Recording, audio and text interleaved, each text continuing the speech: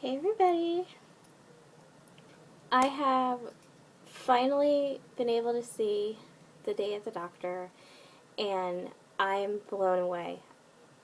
I think if I were to grade this special, I'd have to give it an A triple plus.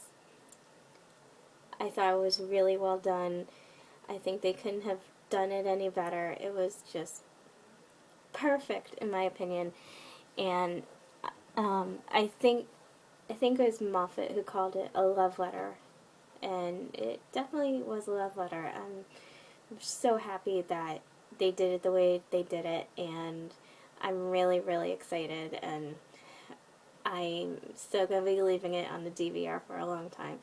But for those who haven't seen it yet, I'm not 100% sure how I can talk about this special without spoilers, but I have the computer up as I'm doing this so I can be refreshed here and there, but I really don't know how I can talk about this without going into some spoiler territory here and there. So, for those who haven't seen it yet, just, stop watching right now. And for those who have seen it, I am so ready to fangirl over this episode. So, those who haven't seen it yet and want to avoid spoilers,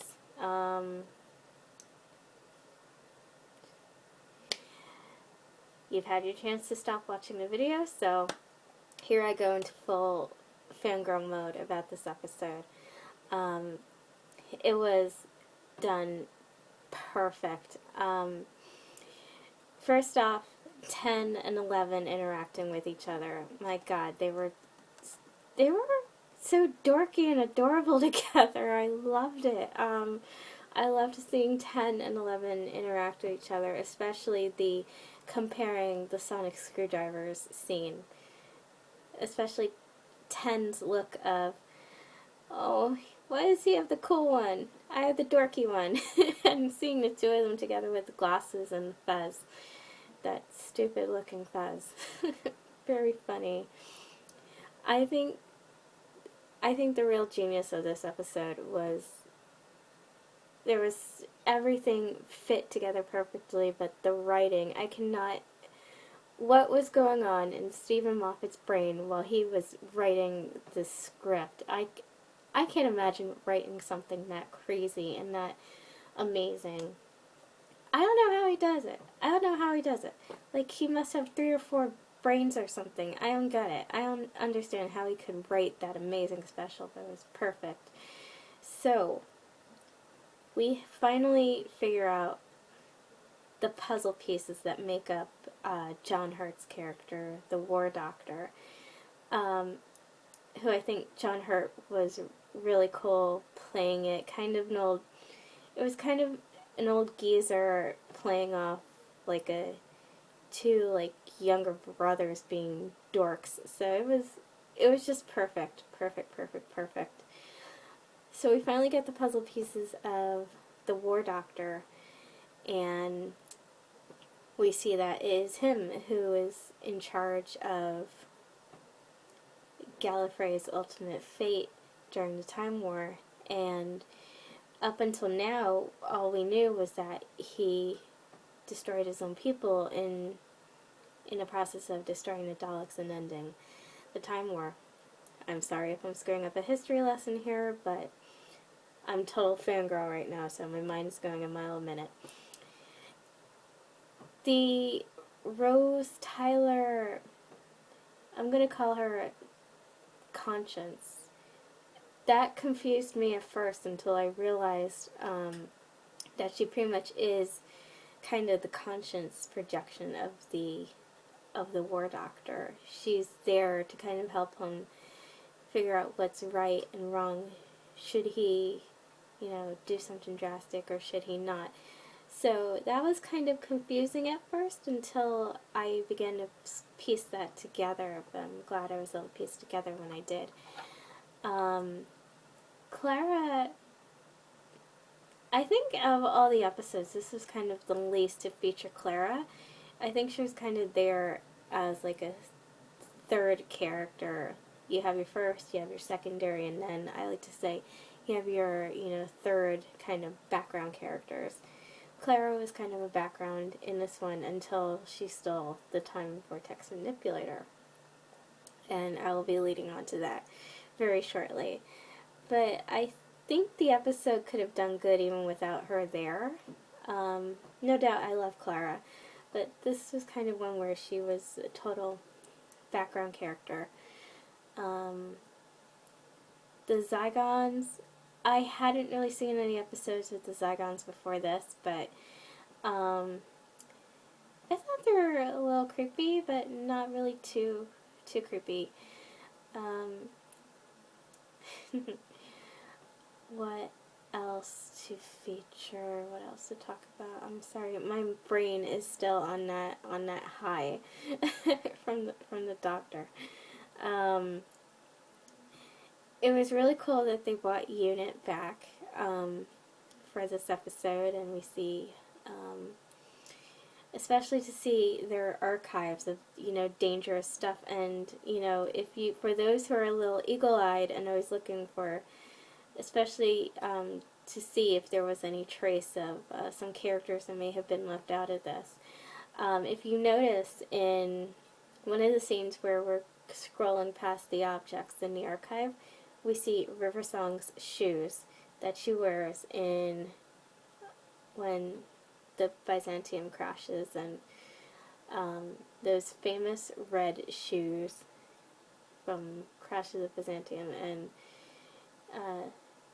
the Angels. It is those signature shoes. They stand out like a rock in those scenes. And you also see in there the photo board of all these different characters who appeared in the show in the past, including, of course, the pawns, and then you see the picture of River from when they're out in the desert and she shoots Eleven's cowboy hat off. And so that was really cool to see that. And then you have the time vortex manipulator. Earlier I had done a video where I pointed out that you see Clara do the familiar move, and I was right with this scene. We find that Unit has in her archive a time vortex manipulator that, according to the Brigadier's daughter, we learn that it was given, they had acquired it upon Captain Jack's death. And then she says, one of them. So it was cool that they were able to mention and at least acknowledge the presence of Captain Jack Harkness and the time vortex manipulator. So it was cool to see that, even though I think, although now looking back, having seen the story, I really don't know how they would be able to fit Captain Jack Harkness in, but it's cool that they were able to, give him a bit of a shout out. And I actually think it would have been cool to have seen River instead of Clara. But, I'm not in charge of writing, but there have been hints that River might be appearing in Series 8 very soon. But that would be really cool, and I know I am starting to stray off from topic again. I'm so sorry. It was just really cool, and there were some there were several Easter eggs hidden throughout the episode. The one assistant wearing a very familiar looking scarf, and I thought that was really cool. And there have already been some people who said that her character is kind of a bit of a fangirl, like a representation of a fan. And I thought that was really cool. But I think they definitely could have.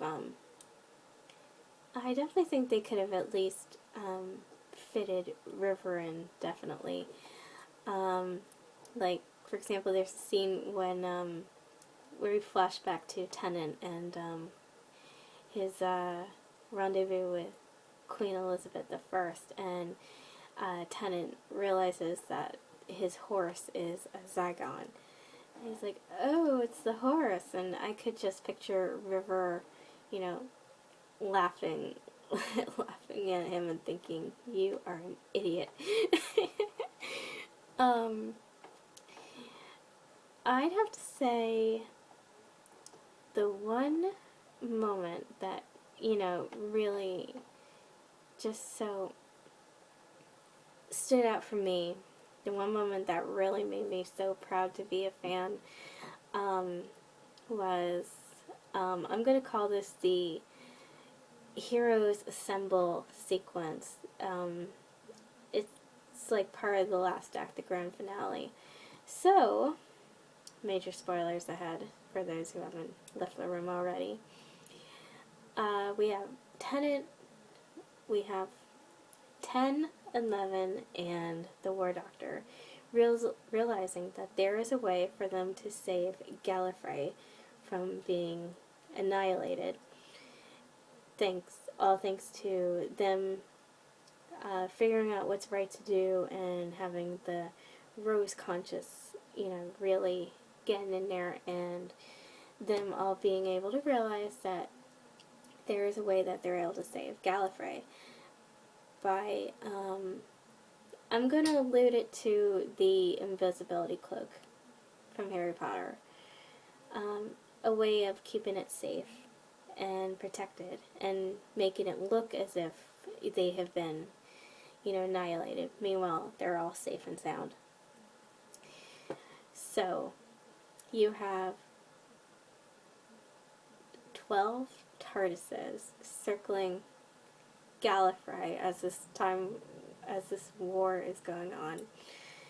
You have the TARDISes circling Gallifrey, and you see in Gallifrey's war room, you see like images of each of the 12 consoles. You have the first, the second, the third, the fourth, the fifth, the sixth, the seventh, the eighth, the War Doctor, 9, 10, and 11. You see all of them, of course, via really good use of, you know, the archived clips.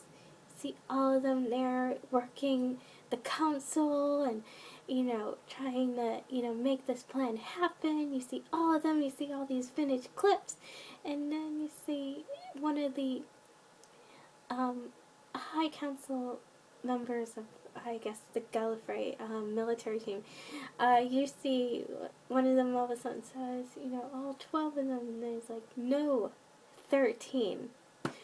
Bombshell alert.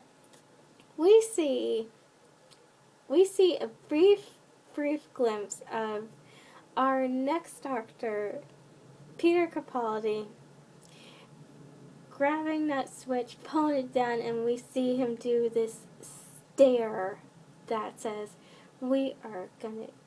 that I interpret as, we're gonna rock this thing, and it's this very intense, like, death scare. It is just perfect, and I would have loved to have been in one of the movie theaters showing this tonight when they showed first all the doctors at the council, and then that quick, you know, blink and you'll miss it look from Capaldi. What I would give to be in a movie theater with an audience when that happened, because I'm sure there were several that flipped out and were like, oh my god, yes! I'm not gonna lie,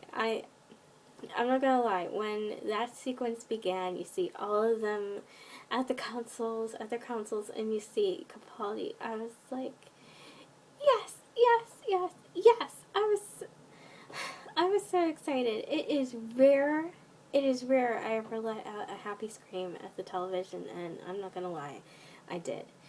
And so, they pretty much have set up what will be the next series.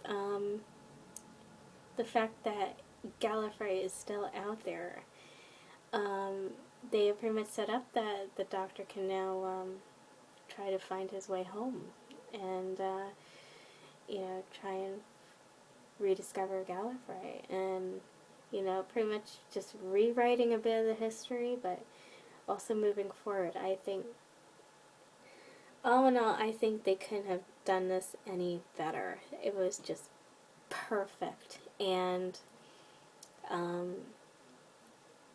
I know for many of the viewers who have been watching it since since the very beginning, since they were younger, the one scene, the last big spoiler at the very end, was a cameo by none other than our fourth Doctor, Tom Baker. To see him interacting with, I'd like to say that he was kind of a thinly veiled version of his fourth Doctor. To see that was really, really cool. So this was one of the best episodes ever. I don't think they could have picked a better way to celebrate the 50th, and I still wish they could have included River, but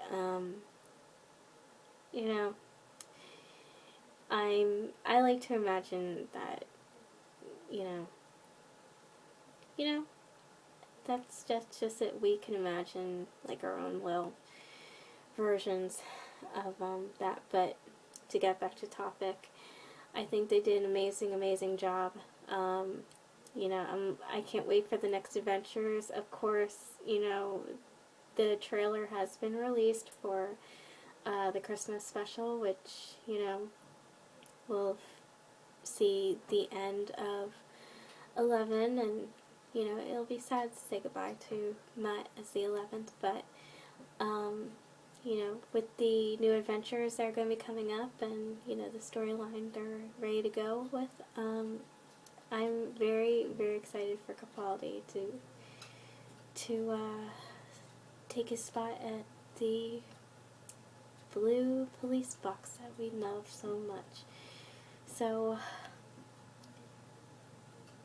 what a way to celebrate the 50th, and Stephen Moffat, the BBC, you guys couldn't have done it any better, and I am proud to call myself a Whovian because of this.